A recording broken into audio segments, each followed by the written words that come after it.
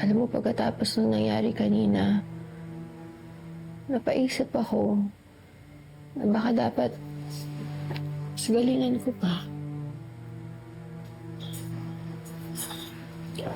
Love, natatakot kasi ako sa sinabi ng doktor. Sabi niya, sobrang stress mo daw sa trabaho. Paano kung magkasakit ka? Paano kung may mangyari masama sa'yo?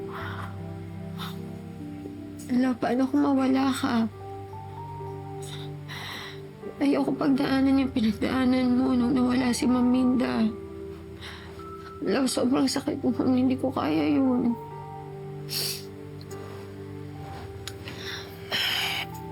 Tana, kaya huwag ka na umiyak. Alam mo, kung meron man tayo na-realize sa pagkamatay ni Maminda, yun ay maiksi lang yung buhay. Kaya sana alagaan mo naman yung sarili mo, love. Yeah. Alam ko mahal mo yung business mo. Pero, kailangan kong sabihan to bilang isang asawa na nagmamalasakit sa'yo. Ano kung magpahinga ka na kaya? What if mag-retire ka na kaya?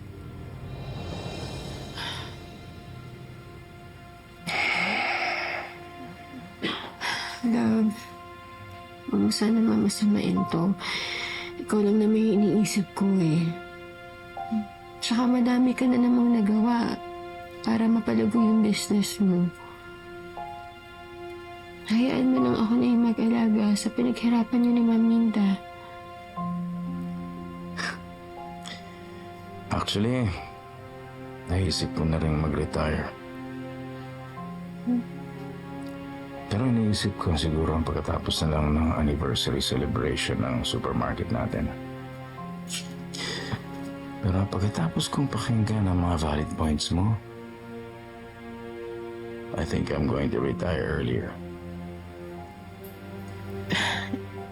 Ibig sabihin ba nun? Well, naisip ko na dapat ipaubaya ko na sa'yo at kay Gina ang pag-aalaga ng ating supermarket. Pero huwag mo muna sasabihin na kahit pa kanino. Gusto ko maging secret ito and surprise sa kanila. Promise. Huwag kang makakaalam. Kanamya ka.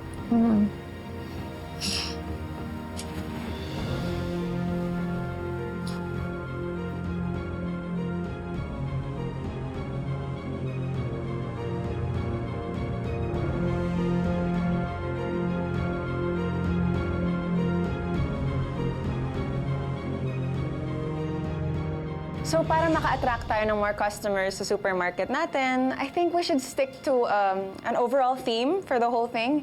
And naisip ko, Filipino Fiesta. So kasama dyan yung mga special promos natin, our sales, and even our live sellings. And I think that for the 20th anniversary special program celebration, we should stick to the same theme.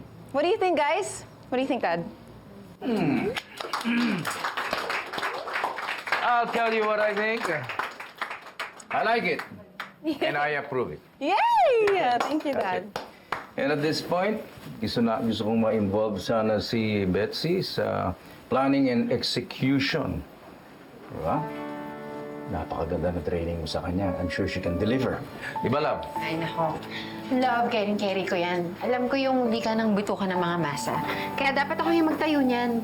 Yun eh kung papayag si Gina. No, I think it's a great idea. Diba sabi nga nila, two heads are better than one. That's right. Humanda ka.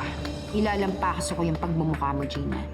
Ipapakita ko kay Robert na ako ang karapat-dapat na pumalit sa kanya. Kung feeling mo mas maganda at mas magaling ka, well, you're not feeling well.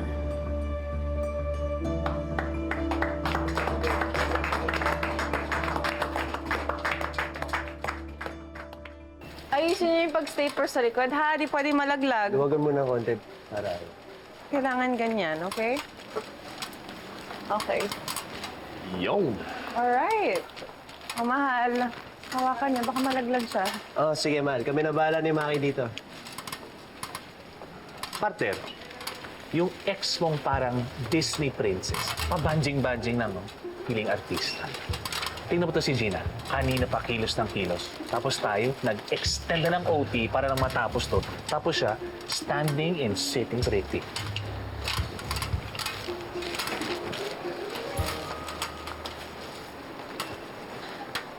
Gina! May budget ka ba para sa mga vloggers? Para naman mag-viral tayo sa social media. Bad. Betsy, that's a good idea. Pero I think we should just rely on our loyal customers to make us go viral. Hindi na natin kailangan ng paid promotion. Ano ba? Yung totoo. May bulsa ka ba sa balat? Napakuripot mo. Sige na! Man, feeling ko kasi pag nagbayad tayo, parang niloloko natin mga tao.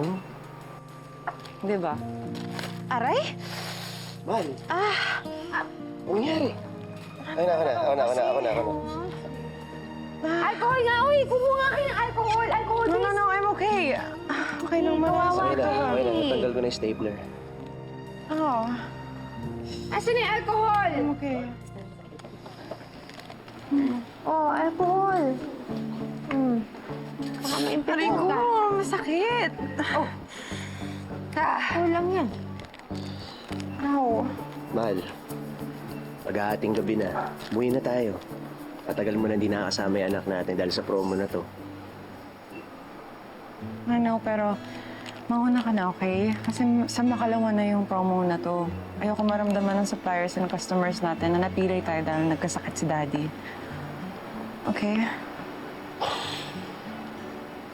Sakit pa? Wala na dugo. Sige na, ako na bahala kay Gina. Miss ka na, Gerald.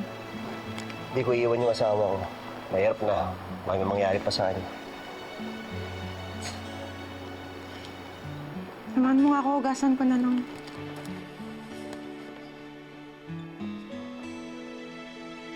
Sige lang, magpakamatay ka sa pagod, Gina. Lahat ng tinatrabaho mo, lahat ng hirap mo at sinasakripisyo mo, sisiguraduhin ko na ako lahat ang aani niyan. Ma'am, tutulong ba kayo dito? Sabi niyo kasi kanina sa amin na tutulong kayo.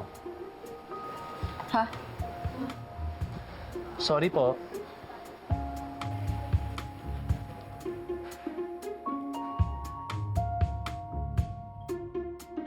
Because of this promotional campaign, nag-spike ang sales natin.